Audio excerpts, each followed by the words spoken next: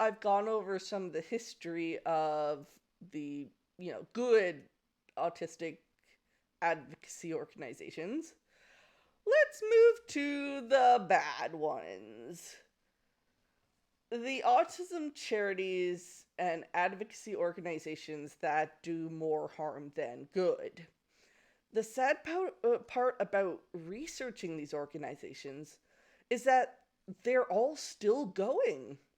With the good organizations, only two of the five are still operating. Yes, there are still many, but it's just kind of sad that, like, some of the ones that started it all are just gone.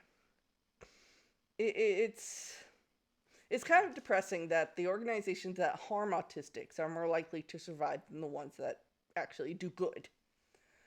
So, On that note, for most people, this is you're going to find that this is a fairly common thing.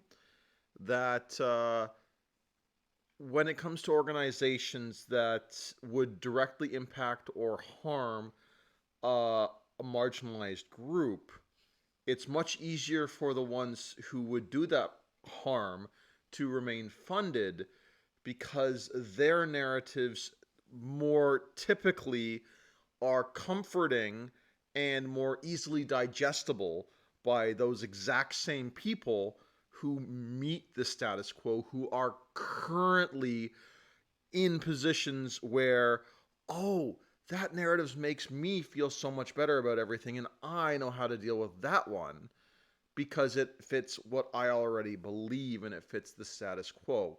That's where you're going to see a lot of these organizations coming across because it already fits with the preconceived ideas that are held by society that they're pushing and reinforcing.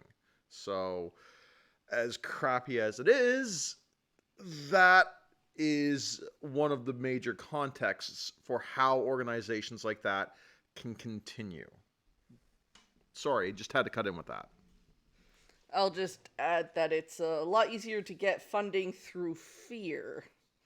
And these organizations do enjoy fear mongering.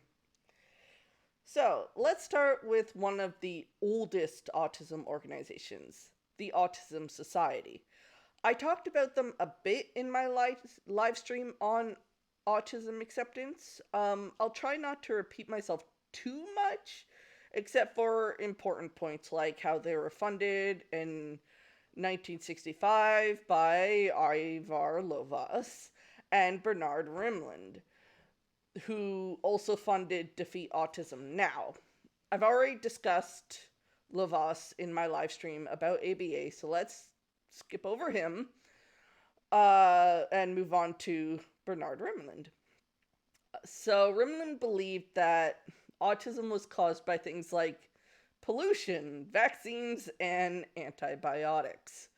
He also promoted curing autism with chelation therapy, which is an incredibly dangerous alternative medical procedure that's meant to remove heavy metals from the body using chemicals with really long names that I'm not even going to try and pronounce. I'm talking chemicals with like over 20 letters. The Autism Society is more focused on helping the families of autistic people rather than the autistics themselves. They also prioritize treating and curing autism rather than actually, helping autistic people. In 2018, they released a statement on the causes of autism, and I had to laugh at one of the points. Well, they went on about how taking certain medications while pregnant and having children later in life can increase the chances of having an autistic child. They also stated that siblings of autistics are more likely to be autistic. And I'm just like, gosh, it's almost like it's genetic or something. The next organization I took a look at is the Autism Research Institute. It's another organization founded by Bernard Rimland, only 2 years after he founded the Autism Society. He's a bit of a busy boy. The motto of the Autism Research Institute is Autism is treatable, which should tell you everything you need to know about their views on autism. On their website, there's a part that I want to quote. It says, quote, contrary to what you may hear from out-of-touch professionals or read in old books, autism is treatable, end quote. Last I checked, it was the out-of-touch professionals and the old books saying that autism was treatable, not the other way around. They view the increase in autism diagnoses as not as a growing understanding of autism causing more and more autistics getting a proper diagnosis, but as a growing epidemic that needs to be addressed. They push the narrative that autism needs to be treated and prevented rather than understood. Yeah, Shimmer, autism is genetic, so it's caused by reproduction. Yes, I remember seeing this thing. Vaccines don't cause autism, sex does.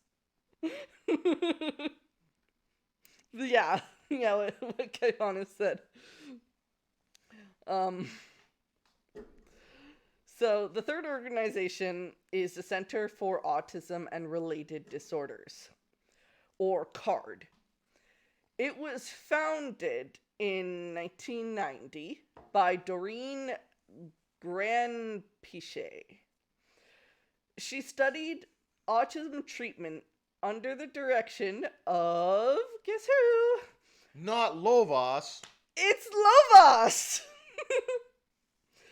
CARD is a chain of ABA facilities in the US, the third largest non-government organization researching autism, and the largest provider of autism treatment. To put it simply, they're big and they're bad. Their website states that if there's to be any chance of recovery, then the autistic child needs to start ABA before the age of 4 with 30 or more hours a week of therapy. Toddlers with part-time jobs at ABA. It says that recovery from autism is still a controversial topic and that many in the autism field are afraid to talk about it. But I don't think that they're afraid to talk about it. I just think that those professionals understand autism better. It's not that the autistics they treated recovered from autism. They've just been taught to mask all day, every day, no matter what. It's so disturbing. The fourth organization that I'll be talking about is probably the most known, and that's Autism Speaks. The reason I didn't talk about them first is because I'm going through these in chronological order of their founding. Autism Speaks was founded in 2005 by Bob and Suzanne Wright, who were very wrong in their views of autism.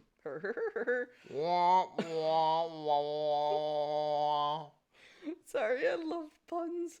Anyways, also I want to lighten the air a little. Autism Speaks was able to start off strong because Bob Wright wasn't just rich, but he was influential. When he co-founded Autism Speaks, he was the CEO of NBC Universal, which owns the movie studio Universal Pictures, as well as NBC, CNBC, and MSNBC. The blue puzzle piece logo was designed by Suzanne to symbolize as she explained how adrift and disconnected autism patients and their families could feel. And she always called autistic people autism patients. Bob and Suzanne decided to start Autism Speaks when their grandson was diagnosed as autistic. Can you imagine that? Being an autistic person and having your grandparents be the founders of Autism Speaks. That poor guy! From the beginning, they promoted treatments and cures. They were able to spread fear and misinformation thanks to their wealth and connections. It's because of their wealth and connections that they've been able to become the most well-known autism charity. They were able to make short films, TV ads, and plenty of promotional material. It didn't take long for them to become the giant we know today. The final organization I'm going to talk about is the National Council on Severe Autism. You can already tell with their name alone that there's a problem. It was founded in 2018 by 4 people, one of whom is Allison Singer, who was in Autism Speaks' short film, Autism Every Day, where she claimed that there were days she contemplated driving off of a bridge with her autistic child inside the car. She also founded the Autism Science Foundation, which funds cures and treatment for autism, like ABA. The NCSA calls autism acceptance a hoax because they say it's only for high-functioning and successful autistics. On their website, they say that autism acceptance is only for, and I quote, the 6-year-old regional chess champion, the 10-year-old science fair winner, and the tech wizard in Silicon Valley. As a high school and college dropout who's never been able to hold down a job, I think I can say that that's not the case. They claim that the diagnostic label of autistic has gotten too broad, and that thanks to the hashtag actual autistic crowd, TV and movies are skewing the view of autism as maximum achievers who are indistinguishable from neurotypicals. And all I can say to that is, did you see music? Because I did. There are no autistic people on their board, but are still willing to call autism acceptance a hoax, like they know what they're talking about. Apparently, autistics wanting to be accepted is a bad thing to them.